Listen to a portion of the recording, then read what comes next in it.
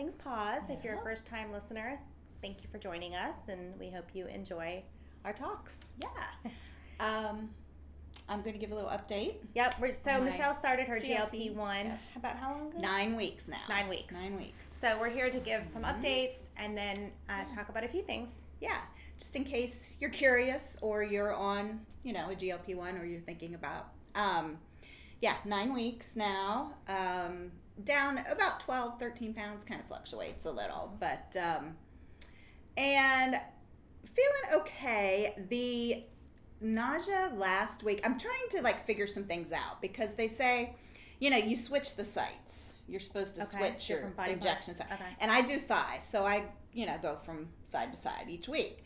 And I'm trying to figure out because last week I was so sick, Thursday and Friday. It was bad. Probably the worst that I felt the whole time. Do you think your sinus infection was starting then? I don't know. That's true too. Because I'm sick now. I have an ear infection, sinus infection kind of thing. That could be. I was starting to get sick. But anyway, felt horrible last weekend. So I'm trying to think, okay, is this thigh better? Because I did this thigh this week and I have felt pretty good. Yesterday, a little bit of nausea, but fine today.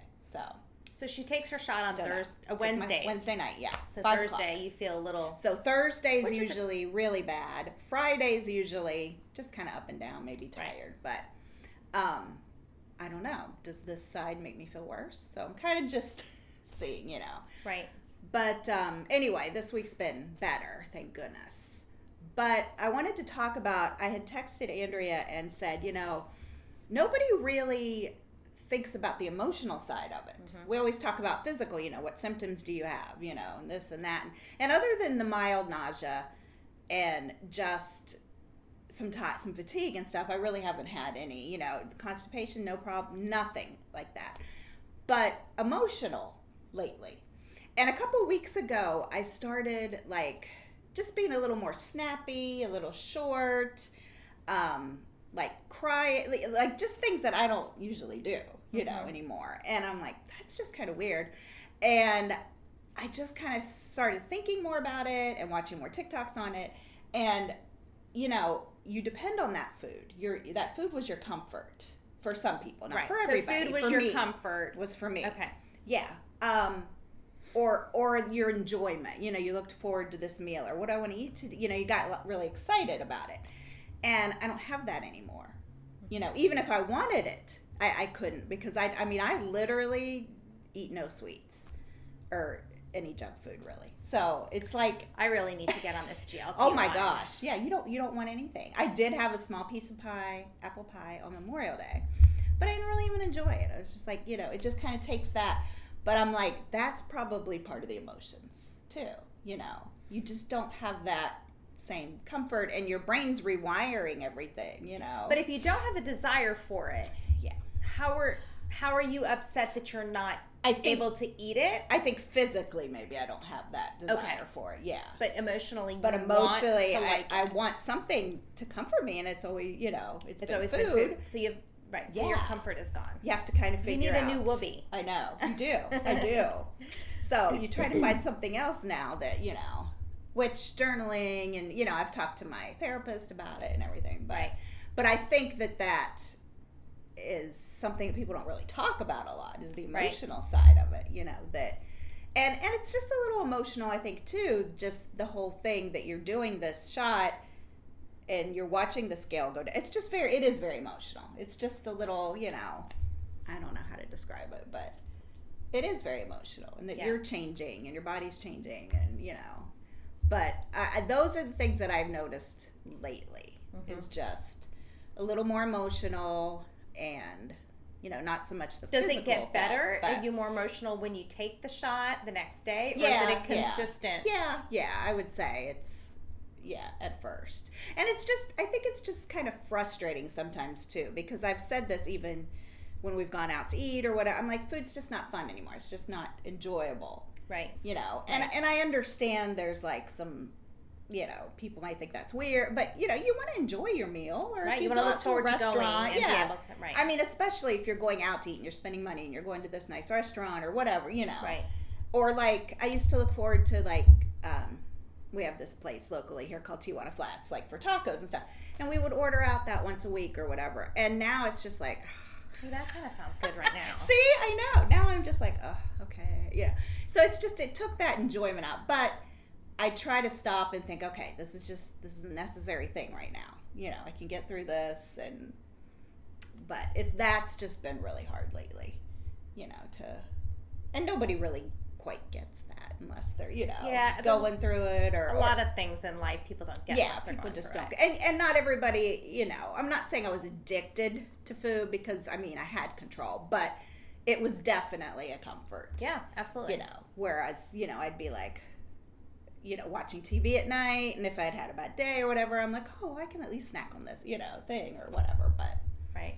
You can't. I actually had a piece of apple pie and a nice cold glass of milk last night. Ooh, it was delicious. There you go. See?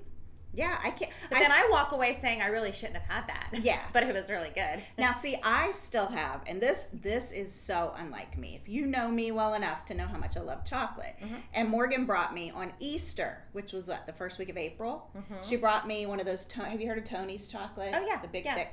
Tony's chocolate bar. She brought me a big one. I have not even opened it, not even tried it. You haven't even and that was in April. No, haven't even wanted to. And that. Now, what would happen weird. if you did take a bite? Would it not taste good? Yeah, I think it probably would taste good, but just it's just like I could get, you know, take it or leave it. Well, I wonder if it's the same feeling of it's like weird. So like the other night, my son who's on the spectrum, we had a situation, and I made dinner, and my other son and my husband sat down to dinner, and I was like, I don't want to eat. I just don't feel like eating. Yeah. Like, I'm too upset, I don't want to eat. Yeah. So I wonder if it's that kind of feeling, because you couldn't pay me to sit there and eat what I made for dinner, because the emotion side of me was like, I'm not eating. Right. So I wonder if I understand. So if that's kind of the same feeling, then I understand. Then I'm sure people can relate. It's to that. just weird, yeah. And it's like, even, you know, some nights I'll think I'm really, you know, ready to eat, and I'm like, oh yeah, that sounds really good, and I'm hungry, and then I like get it in front of me, and I'm like, ugh. And I take like one bite, and it's like. So the problem that I see with that, excuse me, is that people still need nutrition. That's why you have to prioritize. Right. Yeah. So if you're on a GLP-1 and it's causing you to not want to eat, how do you get the nutrition that you need to survive? And then if you were to lower your dose or you were to go off, you have to be able to fuel your body. It is, yeah. That's a problem, because, you know, I wake up in the morning and, I mean, an hour and a half maybe will go by and I haven't eaten yet, and I'm like, I don't even care. I'm like, yeah, I know it's breakfast time. I need to eat. Oh, but I don't it's eat just breakfast. like you don't even care. Like, but that's that way kind of with every meal. I'm just like, that's really take hard. it or leave it. So there are some things that I'm like, that's not really a good thing, you know. But if you eat it, does it still taste good? The things that you like. So like if you love tacos and you made tacos, do you still? You may not enjoy it, but does it still taste the same? Yeah, I would say. But you're just not as into it. It's just like, you know, it's like, you know, it's fuel, and you know it's dinner, and you've got to eat it, but it's just not fun anymore, you know? That's a shame. That's the only way I know to describe it, but I know there's sometimes, like, I'm just not in the mood, or I'm just feeling edgy or menopausal, which I have felt a lot lately, and I just don't have nothing sounds good. Nothing sounds good. Yeah. Which is interesting, because this week it's like, you know, the dreaded question, Mom, what's for dinner? Yeah, I don't really know, and I don't really care. Like, I don't, nothing sounds good. That's probably some of what you're feeling. Yeah, I say that a lot. Or I'll be like, don't look at me to make a decision tonight. You guys pick what you want. If I can eat it, I'll eat it. Because nothing sounds good to me. I said that last night, and we ended up, my husband ended up going to pick up sushi. Yeah. Nothing and I felt good to bad. me. I felt bad. I'm like, I should be cooking, you know, but but I didn't want to cook. But the sushi tasted good, but it wasn't like I was super excited to eat it. Yeah, but I'm not on a GLP-1. I'm just feeling That's how I feel all the time, yeah. Yeah, well, I'm sorry. So, it's okay, and that's like 3 or 4 days. Now then, like this past week especially, like Monday, I was like, okay, I can tell it's Monday. You know, I could eat whatever I want, and it so would can taste you? Good, it's fine. Monday and Tuesday, yes. I usually just go all in. You know, I mean, I still don't eat a lot because I still can't. But you enjoy it more? But I enjoy it more by Monday and Tuesday because the shot's wearing off. So the shot is sending signals to your brain, telling you, Mm-hmm.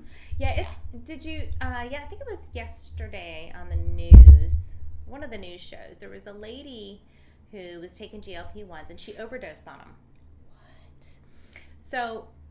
Oh my God. I wanted to say today that if you are taking GLP-1s, please make sure you are under their doctor's care. Yeah. So she OD'd, and I was doing other things, and I should have paid more attention. I should have rewound it, but she OD'd, and now she refuses to do it again. So she was having crazy symptoms and things, you know. So was she trying to just make it speed up, or what was she trying? I don't know. I really should have been more prepared today, but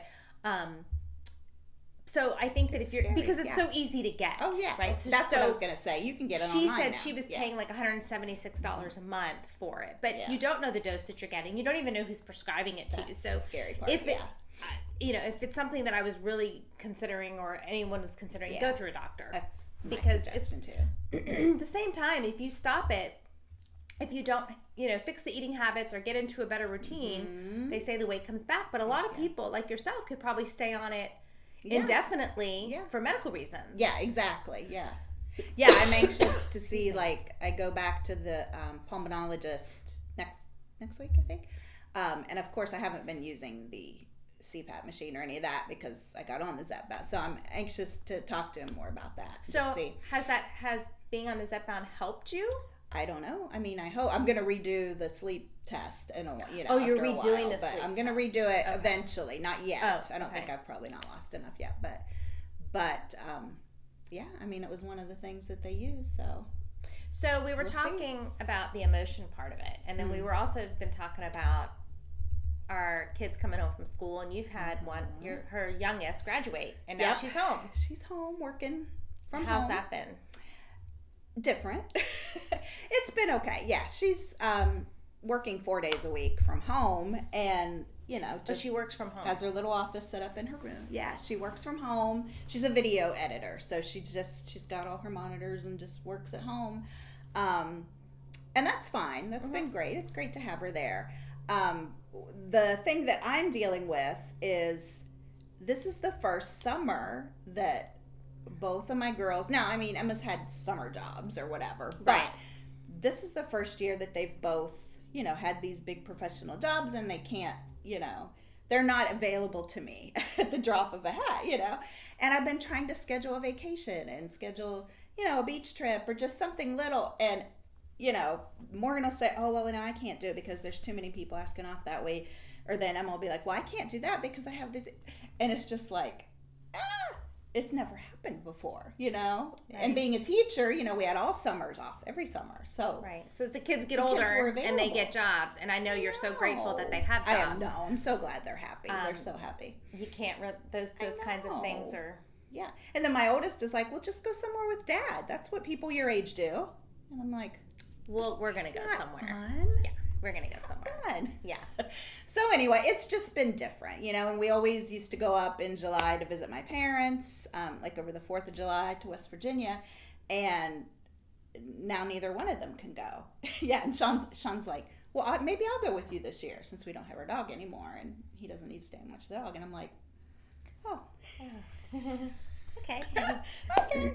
But anyway, no, it's just different, Like I said, I'm very happy for them. They're happy, and they've got their own trips planned that they're doing and things like that. But so what's the word for when kids go off to college? We're empty nesters.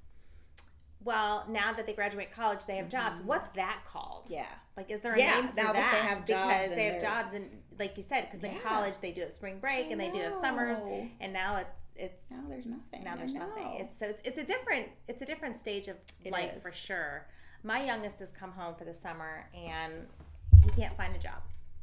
So he has saved some money during the year, and he started with his friends. It's two guys in a truck, and they'll haul away landscape. They'll do whatever, but they're not really getting a whole lot of business. And so I feel really bad for him because he really, really, really wants to work. Oh yeah. And I've sent it to everybody I know, and we've talked to a lot of people, and it's just really hard. But it's nice having him home. And then my other son, he's not working I don't know. But it's different. It's just a different phase of life. Different phase of life. Different phase of life. And I think that's really hard. It's just weird. Like even yesterday, of course, I don't feel great on Thursdays, and then I have an ear, or sinus infection. So I was just laying low, and then at about 1:30 or so, I asked Emma, I was like, when you get off at 2, do you want to go do something? You just still want some little bit of that normalcy that you used to have, so right. So we ran a couple errands together, but it's just different. But it's different. It's not necessarily bad, but and we'll still, like they said, we'll still take vacations, and it's not that they don't want to, it's just going to require a little more planning. Right. It's not like it used to be when you could be spontaneous. Right. Yeah, but I haven't mentioned this to you yet, but I think before we've talked about Mel Robbins and her podcast, and I got her book. I'm not a reader. I am a reader. But she was on the Today Show on a Sunday morning interview with Willie Geist months ago. And I thought it was very interesting. And that's when I actually bought the book. And then for whatever last weekend, they replayed the same interview. Oh, okay. So my husband listened to it and he's like, have you read the book? And I said, no, but I like the 5-4-3-2-1 method. Yeah, and basically what that is okay, she was in debt up to her ears. She couldn't get a job. She was a lawyer. She is a lawyer. Mm-hmm. And she had kids and she had all this debt and she didn't know what to do. And so she was like, all right, 5-4-3-2-1, I'm going to get up and go. Like literally get up and go. And so now she does that for everything. And now look where she is. Anyone's heard of Mel Robbins, right? Yeah. And now she's a successful podcast and everything. And so I'm going to read that again. But I think that lately I've been trying to, I've been kind of a menopausal mess. I'm not going to lie. Yeah. We've talked about it, and I can't really put my finger on it. I really shouldn't put my finger on it. It just is what it is. It just is with career and all sorts of different things, changes, and trying to figure out. I'm 54 and I don't have a full-time job, and I want one. Yeah. But we met teaching, so I am a teacher, so I am reapplying for my certification, I think, and maybe go back in the classroom. I need to find purpose. And I think that that's really hard at this stage going through menopause, is that you already feel stressed out and lost. Yeah. Kind of. And now at midlife, we're lost anyway. Yeah. It's right. The messy you really middle. are. Let's be middle. real. With everything going on and the price of gas and the price of food and everything, it's just, I feel lost. I feel like I could be doing more. And in all honesty, I did. I think I've mentioned this before, my Empower Minds life coaching. I want to help young teens and adults that are on the autism spectrum. It just it's not thriving because I don't know how to do it. Hard, yeah. So I figure I've got to stick to what I know that I'm good at. And being a teacher was something I loved and was good at. It's not easy to teach these days, but I like the little ones. And they still need good teachers. They still need good teachers. Yeah, so you need good teachers. I just feel like there's an old saying that people used to say, I can't put my hands together and clap. And that's me right now. Just in not really in a funk, just, okay, now what? Now what? Yeah. What am I, where am I supposed to be? So I'm looking for signs. I'm looking for the emotional relief.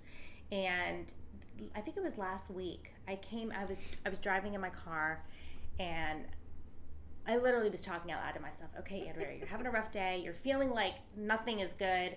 So I went in, and I wanted to be near my husband, but I didn't want to be near him. You know what I mean? I wanted him there. Wanted him here, but I didn't want him here. Yeah. Right. So I went in and I said, listen, I just want you to know that I'm having a menopausal day.